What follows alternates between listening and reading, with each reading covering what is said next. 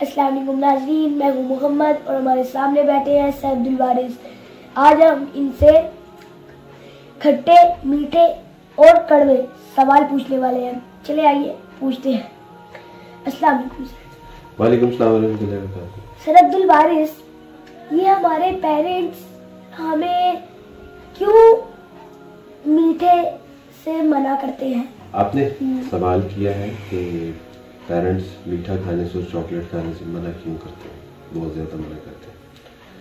जैसा कि आप जानते हैं कि हमारा ब्रेन फूड जो उसका फूड जो है वो मीठा ही है और उसकी खुराक ही ग्लूकोज है और वो हमें मीठे से मिलती है, तो बिल्कुल हमें खाना चाहिए। लेकिन पेरेंट्स हमें मीठा खाने से नहीं बल्कि ज़्यादा मीठा खाने से मना करते हैं।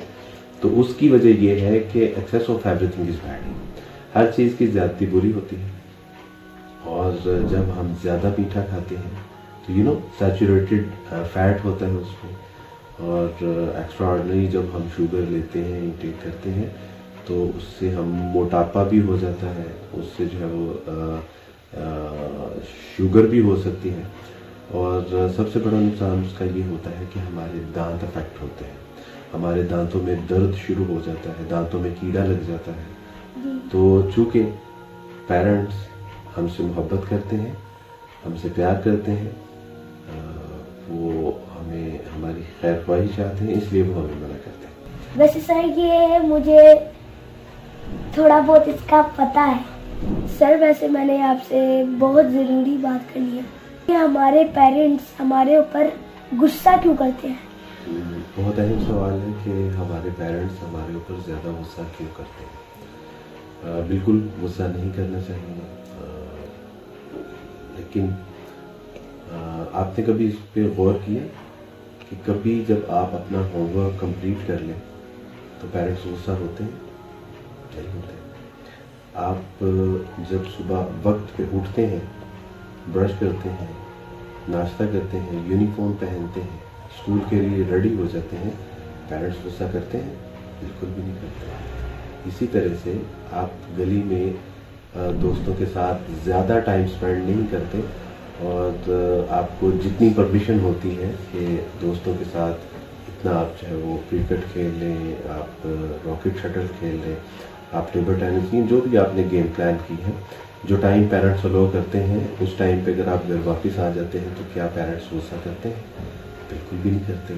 आप वक्त पे खाना खाते हैं, पेरेंट्स गुस्सा नहीं करते। आप टाइम पे होमवर्क कंप्लीट करते हैं, पेरेंट्स गुस्सा नहीं करते। आप टाइम पे आप बेड पे जाते हैं, दूध पीते हैं और घर में हंगामा आराई नहीं करते, आप गलत बातें नहीं करते, आप किसी से झगड़ा नहीं करते, झूठ नहीं बोलते, क्या इस पे कभी पेरेंट्स ने गुस्सा किया है? नहीं करते।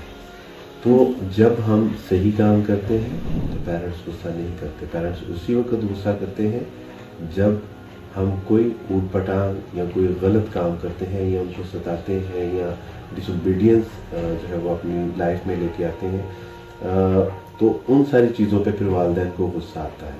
आपको भी जब कोई सताता है तो आप भी गुस्सा करते हैं। तो इसी तरह जब हम अपने पेरेंट्स को सताते हैं और कोई ऐसी जो है वो बात करते हैं या ऐसा काम करते हैं कि जिससे उनको तकलीफ़ होती है और फिर हम उसकी इस्लाह भी नहीं करते, हम मानते भी नहीं हैं, सबमिट भी नहीं करते, उसको एक्सक्यूज़ भी नहीं करते, फिर उनको गुस्सा आता है और उस पर गुस्सा आना चाहिए।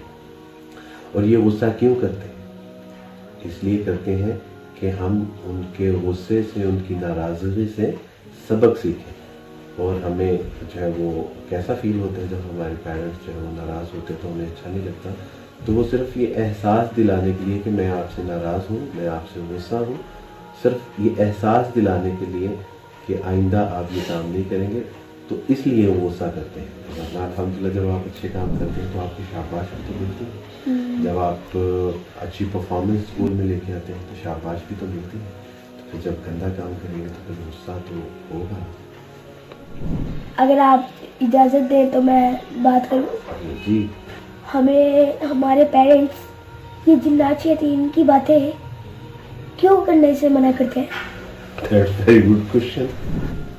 कि अच्छा जी, نبی صلی اللہ علیہ وسلم نے نہ صرف جادو جنات اور شیاطین کی باتیں کرنے سے بلکہ منفی باتیں کرنے سے بھی ہمیں جو ہے منع کیا گیا ہے. منفی باتیں سوچنے سے, نیگیٹو باتیں سوچنے سے بھی ہمیں منع کیا گیا ہے. اور فرض کریں اس میں جو حکمت ہے وہ یہ ہے کہ جب آپ دو بچے آپس میں باتیں کر رہے ہوں کسی تیسرے بچے کی, تو اگر وہ تیسرا بچہ یہ سنے کہ آپ لوگ اس کا تذکرہ کر رہے ہیں تو وہ کان لگا کے سننا نہیں شروع کر دیتا, اور بعض اوقات وہ اندر بھی آ جاتا ہے, بعض اوقات وہ کہتا ہے کہ بھی آپ لوگ میرا تذکرہ کر رہے ہیں. تو جن اور شیاطین ہمارے ارد گرد ہوتے ہیں لیکن ہم ان کو دیکھ نہیں پاتے. تو جب ہم ان کا تذکرہ کر رہے ہوتے ہیں اور بلا وجہ جب ان کا تذکرہ کر رہے ہوتے ہیں تو بعض اوقات وہ رک کے سنتے ہوں گے نا کہ یہ کیا بات کر رہے ہیں, اور اگر انہوں نے زیادہ ہی رک کے غور کر لیا تو بس پھر اللہ ہی حافظ ہے ہمارا. سر یہ ہمارا آج کا آخری سوال ہے کہ یہ ہمارے پیرنٹس کیوں کہتے ہیں کہ نماز پڑھو نماز پڑھو نماز پڑھو, اور اس کا لاجک. الحمدللہ آپ نے بہت اچھا سوال پوچھا ہے کہ ہر وقت پیرنٹس کہتے رہتے ہیں نماز پڑھو نماز پڑھو نماز پڑھو. What is the logic? ایک بات یاد رکھیں, اللہ سبحانہ و تعالیٰ نے اگر حکم دے دیا تو پھر لاجک تلاش کرنے کی ضرورت نہیں ہے, لیکن اس کے باوجود اللہ سبحانہ و تعالیٰ نے ہمیں لاجک بتائی بھی سکھائی بھی. اس میں لاجک یہ ہے کہ ایک تو یہ اللہ سبحانہ و تعالیٰ کا حکم ہے. رسول اللہ صلی اللہ علیہ وسلم نے فرمایا کہ نماز مومن کی معراج ہے. یعنی رسول اللہ صلی اللہ علیہ وسلم جب اللہ سے ملاقات کرتے ہیں تو آسمانوں پہ جاتے ہیں, لیکن رسول اللہ صلی اللہ علیہ وسلم نے فرمایا کہ جب مسلمان کوئی نماز پڑھتا ہے تو وہ گویا کہ اللہ سے ملاقات کرتا ہے, اللہ سے باتیں کرتا ہے. اور دوسرا یہ اللہ سبحانہ و تعالیٰ کے حضور ایک شکر کا بجا لانا ہے. مثلا آپ کے گھر میں جب کوئی آتا ہے اور وہ آپ کو پھول دیتا ہے تو آپ ان کا شکریہ ادا کرتے ہیں, تھینک یو, شکریہ, جزاک اللہ کہتے ہیں. تو اللہ سبحانہ و تعالیٰ نے ہمیں نہ صرف اس کائنات میں انسان بنایا بلکہ مسلمان بنایا, اور مسلمان بنانے کے بعد ہمیں اچھے پیرنٹس دیے, ہمیں بہن بھائی دیے, ہمیں اچھے دوست دیے, ہمیں اچھے اساتذہ کرام دیے, اچھے علماء کرام دیے. اس کے بعد اللہ سبحانہ و تعالیٰ نے آسمان جیسی چھت بنا دی ہمارے لیے, زمین کو بطور شاید وہ فرش بچھا دیا ہمارے لیے, ہمیں باغ دیے, ہمیں درخت دیے, ہمیں پھل دیے, ہمیں پھول دیے, ہمیں ندی نالے چشمے سمندر دیے. تو جب ایک شخص ہمیں پھول دیتا ہے تو ہم اس کا شکریہ ادا کرتے ہیں, اور جس نے ہمیں اتنی زیادہ نعمتیں عطا فرمائی ہیں تو پھر ہم اس کا شکریہ نہیں ادا کریں گے.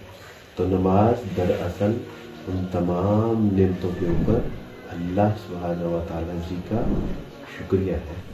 سر یہ واقعی بہت اچھی بات ہے, جس اللہ نے ہمیں پیدا کیا ہے اس کا ہمیں شکر ادا کرنا چاہیے. ناظرین, امید ہے یہ پروگرام آپ کو اچھا لگا ہوگا. اسی کے ساتھ محمد کو اجازت دیں. السلام علیکم ورحمۃ اللہ وبرکاتہ.